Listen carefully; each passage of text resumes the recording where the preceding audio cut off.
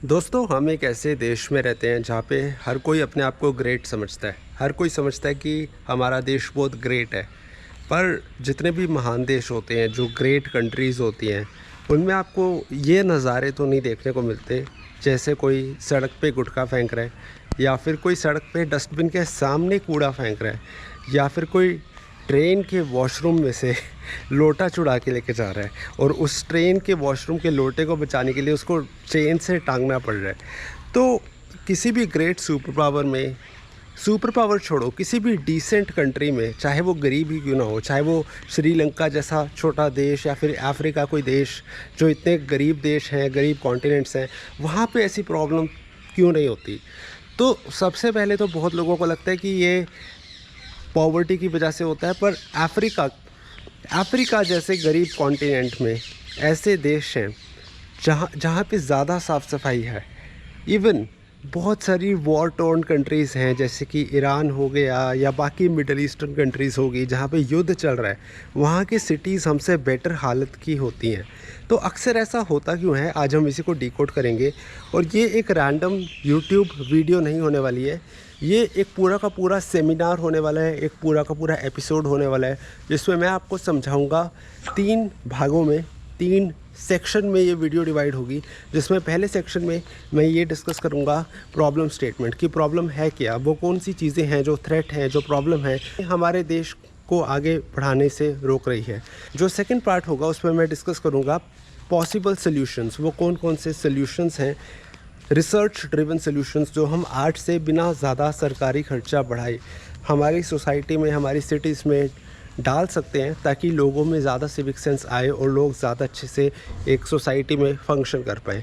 और लास्ट में मैं ऐसे जो थर्ड सेक्शन होगा और फाइनल सेक्शंस, सिर्फ प्रॉब्लम पे फोकस ना करते हुए ऐसे कुछ सक्सेसफुल मॉडल्स भी हैं हमारे देश के अंदर, कुछ ऐसे सक्सेसफुल सिटीज़ हैं, ऐसे सक्सेसफुल मॉडल हैं जहाँ पे हद से ज़्यादा साफ़ सफाई है, लोग आज भी सिविक सेंस फॉलो करते हैं। वो कौन कौन सी जगहें हैं और वहाँ से हम क्या सीख सकते हैं जिससे कि हम अपने देश में सिविक सेंस इंक्रीज़ कर सकें। तो चलिए आगे बढ़ते हैं। किसी भी चीज़ के सल्यूशन तक पहुँचने से पहले जो रूट कॉज है उसको डिटेल में डिस्कस करना ज़रूरी है।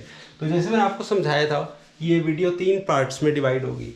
पहला पार्ट है प्रॉब्लम स्टेटमेंट, यानी कि कौन कौन सी प्रॉब्लम्स हैं हमारी सोसाइटी में या हमारे माइंडसेट में, जिसकी वजह से इंडिया एज अ कंट्री, हमारे देश में वो सिविक सेंस की प्रॉब्लम आ रही है।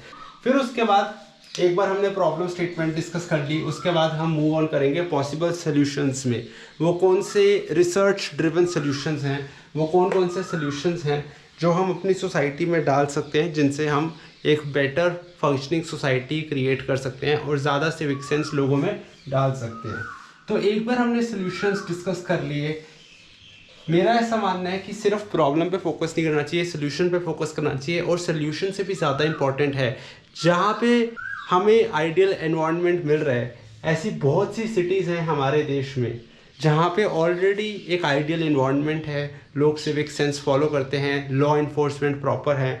उन सिटीज़ से हम क्या इंस्पिरेशन ले सकते हैं, मोस्ट इंपॉर्टेंटली वो कौन कौन से शहर हैं, मैं उस पर वीडियो के लास्ट पे आऊँगा। तो सबसे पहले हम स्टार्ट करते हैं प्रॉब्लम स्टेटमेंट से। तो पहली जो प्रॉब्लम स्टेटमेंट है वो है लिटरिंग डिस्पाइट डस्टबिन। ये चीज़ बहुत कॉमन है हमारी सोसाइटी में। हम लोग कूड़ेदान में कूड़ा नहीं फेंकते, उसके आसपास फेंक देते हैं। इसके 2 कॉमन रीजंस हो सकते हैं। लिटरिंग विदाउट डस्टबिन, डस्टबिन होने के बावजूद भी कूड़ा कचरा फैलाना। इसके 2 केसेस हो सकते हैं। पहला केस तो कि डस्टबिन बिल्कुल खाली है, उसके बावजूद लोग कूड़ा करकट फेंक रहे हैं, इस केस में तो लोग ही पागल हैं। दूसरा केस है ओवरफिल्ड डस्टबिन। इसमें लोगों की गलती कम है, सिस्टम की ज़्यादा है कि डस्टबिन में लोग कूड़ा फेंक रहे हैं, वो ओवरफिल हो चुका है, पर उसको कोई क्लियर करने नहीं आया, उसको कोई साफ़ करने नहीं आया। इस चक्कर में लोगों ने बाहर कूड़ा फेंकना स्टार्ट कर दिया डस्टबिन के आसपास। और क्योंकि लोगों को बाहर कूड़ा फेंका हुआ दिख रहा है, इसके बाद अगर डस्टबिन साफ़ भी हो जाए, लोग उसके बावजूद भी बाहर कूड़ा फेंकेंगे, क्योंकि अब एक हर्ड मेंटालिटी स्टार्ट हो गई है। आगे वाले को लगेगा कि पीछे वाले ने बाहर कूड़ा फेंका है तो मैं ऐसा क्यों नहीं कर सकता, मैं भी ऐसा करूँगा। सेकेंड पॉइंट राइट, वो है अननेसेसरी नॉइस। किसी भी सिविलाइज्ड सोसाइटी में, किसी भी डिसेंट कंट्री में, अच्छी इकोनॉमी में कभी भी आपने ये चीज़ नहीं देखी होगी कि वहाँ पे बहुत ज़्यादा नॉइस है, जैसे कि अननेसेसरी हॉकिंग। सड़क खाली पड़ी है या सामने से पेडेस्ट्रियन जा रहे हैं, रेड लाइट हो रखी है, गाड़ी का रुकने का टाइम है, फिर भी बेफालतू में हॉकिंग कर रहे हैं ताकि गाड़ी बस 2 सेंटीमीटर आगे निकल जाए। तो ये जो अननेसेसरी हॉकिंग है, आप किसी भी यूरोपियन कंट्री में चले जाओ, सिविलाइज्ड सोसाइटी में जाओ, वहाँ पे लोगों के अंदर पेशेंस होती है, लोग रुकते हैं अपनी बारी के लिए, वेट करते हैं, लाइन में प्रॉपर खड़े होते हैं, रूल्स का प्रॉपर पालन करते हैं। पर हमारे देश में ऐसा बिल्कुल भी नहीं है। अननेसेसरी हॉकिंग, अननेसेसरी नॉइस, ऊंचा चिल्लाना, ऊंचा बोलना, पब्लिक प्लेसेस की रिस्पेक्ट ना करना। यहाँ तक कि आपको हमारे देश में, हमारी सोसाइटी में ऐसे लोग भी मिल जाएंगे जो पब्लिक प्लेस तो छोड़ो, लाइब्रेरी में भी इसका फॉलो नहीं करते, वहाँ पे भी अननेसेसरी नॉइस और केओस क्रिएट करते हैं। और तीसरी चीज़ जो अक्सर लोग नोटिस तो करते हैं पर पॉइंट आउट करना भूल जाते हैं, वो है पब्लिक प्रॉपर्टी डैमेज। एक छोटा सा उदाहरण देता हूँ। आपने अक्सर देखा होगा कि हमारे सिटीज़ में, हमारे शहरों में, हमारे देश और हमारे टाउन्स में ऐसे बहुत सारे अंडरवे, अंडरपास, फ्लाईओवर, ब्रिजेस बने होते हैं। एंड वहाँ पे लोगों को ऐसा पता नहीं क्या शौक खड़ा होता है कि उनको वहीं पे कलाकृति करनी होती है। कोई राहुल लव्स नेहा लिख रहा है, कोई हार्ट बना के उसमें से तीर निकाल रहा है, ठीक है। सारा प्यार इनको पब्लिक प्रॉपर्टी पे ही मिलता है। या फिर बच्चों का प्लेग्राउंड है, वहाँ पे उसको तोड़ फोड़ कर देना। सीसॉ, कभी भी आप किसी जगह पे जाओ, पार्क में जाओ, आपको ठीक नहीं मिलेगा, हमेशा टूटा हुआ मिलेगा। सो ये हमारे देश के लोगों की खासियत है और ये प्रॉब्लम स्टेटमेंट्स हैं, ठीक है। इन सब के पीछे एक पता नहीं क्या हम इंडियंस के माइंड में छुपा हुआ है जो ये सब चीज़ें करके हमें मज़ा आता है, ठीक है। तो ये तो होगी प्रॉब्लम स्टेटमेंट। बट अब मैं डिस्कस करूँगा वो कौन से पॉसिबल सोल्यूशंस हैं, वो कौन से रिसर्च ड्रिवन सोल्यूशंस हैं जिनको हम अपनी सोसाइटी में इनहेरिट कर सकते हैं, जिससे कि ये प्रॉब्लम रिजॉल्व हो सकती है। तो इस प्रॉब्लम को रिजॉल्व करने के लिए सबसे पहले तो हमें किस चीज़ की नीड है, मैं नीड डिस्कस करता हूँ, राइट। हमें नीड है सिविक सिस्टम की, विच actually works, right? So अगर कोई प्रॉब्लम है, हमारी सोसाइटी में कोई इशू आ रहा है, तो उसको रिजॉल्व करने के लिए सिर्फ लॉ इन्फोर्समेंट काफ़ी नहीं है, एक सिस्टम बनाना पड़ेगा, ठीक है। सिस्टम सिर्फ एक रूल बना लिया कि आप कचरा फेंकोगे तो 1000 का चालान है, वो इंडिया में हर जगह है, फिर भी लोग फेंकते हैं। तो लॉ इन्फोर्समेंट एक बहुत छोटी चीज़ हो जाती है।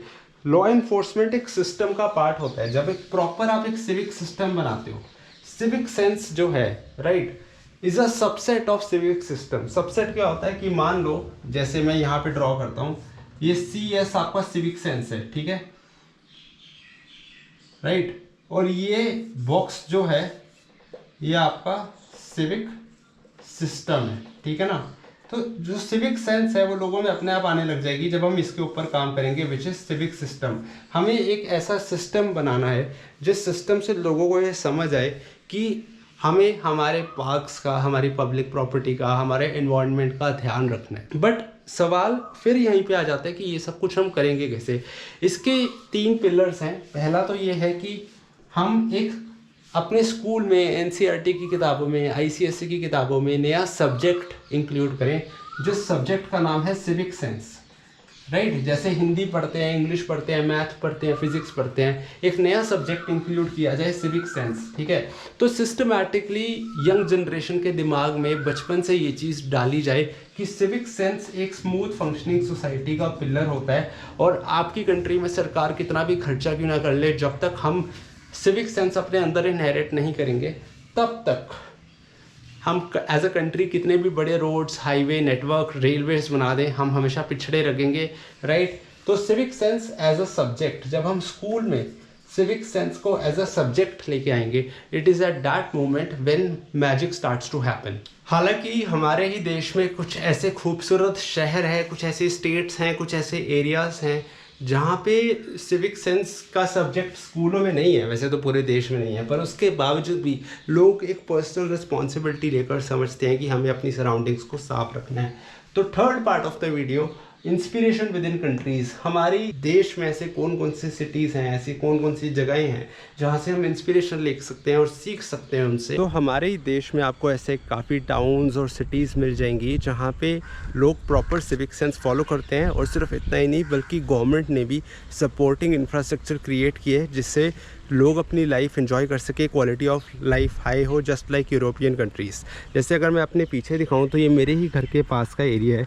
यहाँ पे प्रॉपर ग्रीन एरिया है, यहाँ पे रोड्स हैं, यहाँ पे इतना बड़ा फुटपाथ है और अंदर जाके दूसरा एरिया स्टार्ट होता है।